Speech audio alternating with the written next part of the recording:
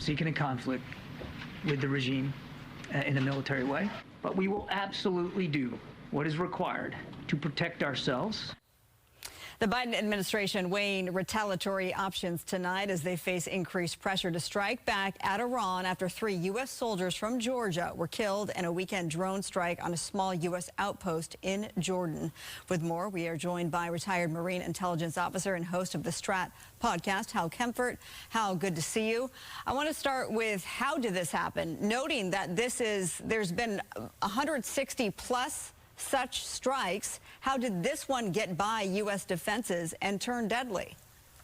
Well, Marla, they have air defenses at the base, but we launched drones out of there and recovered drones out of there, and apparently they must have been watching us because all indicators are that they actually followed one of our drones in and used it to mask what they were doing, and then they just flew right into our barracks. And, of course, they did it right before dawn. The troops were in their barracks, literally in the racks in their bunks, and it went in there and, of course, caused this fairly significant casualties. I mean, 3 killed, 30 injured. It's just a tragic situation. Yeah, and some of those have traumatic brain injuries, so we're talking critical injuries, severe injuries. So essentially you're saying that they cased the place, if you will? We're going to be walking the cat back, to use a counterintelligence term. We're going to be trying to figure out what were they doing? How were they observing us? They have a lot of means. Of course, Iran supports them with all the intelligence capabilities they bring. They must have been watching us very closely to figure out, when they could do that. And they probably picked up on the fact that when we bring in drones, we turn off the automatic stuff for air defense. And they use that as a vulnerability, as a gap, if you will, to get in there and cause this horrendous attack. All right, so now the big question is, how does the U.S. respond? We heard from Kirby, who says we don't want a broader conflict. What should the U.S. response be as forcefully as Biden says it needs to be? It will be probably very swift, and it will probably be fairly strong. It's not going to be something like we saw in Yemen, but it may be something along that line in terms of vastly degrading their capabilities. We don't want to launch this into a larger conflict.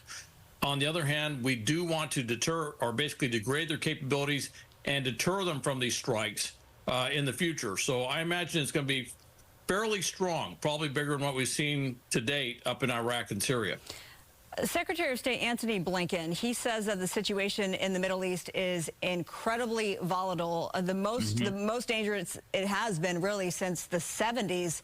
So for our military families who have members there in the Middle East right now, how dangerous is it there for them? How worried should these members here be, family members here be? Well, we should always be concerned about our family members anywhere in the world. The military, it's a dangerous business. Wherever they are, in many cases, they are in harm's way, shall we say. However, if you look back historically at what we went through for 20 years in Iraq and Afghanistan and some other locations, this is bad, but it's not as bad, certainly by that comparison, as what we faced then. Also, one thing I would say is that after what just happened, you can imagine that all our force protection procedures, our protocols, everything is being vastly increased. So the troops on those bases are truly safer today than they were yesterday. Okay, well, we're going to end it there on sort of a brighter note, if you will. For more of Hal's incredible insights, check out the Strat podcast, Strategic Risk Assessment Talk, wherever you listen to podcasts. Hal, I always learn something from you. You said walking the cat back. I'd never heard of that expression. I'm sure it's been out there for a long time, but I appreciate that. And you walking the cat back with us always here on Fox 11 at 6 o'clock. Thanks, Hal. All right. Thanks, Marla.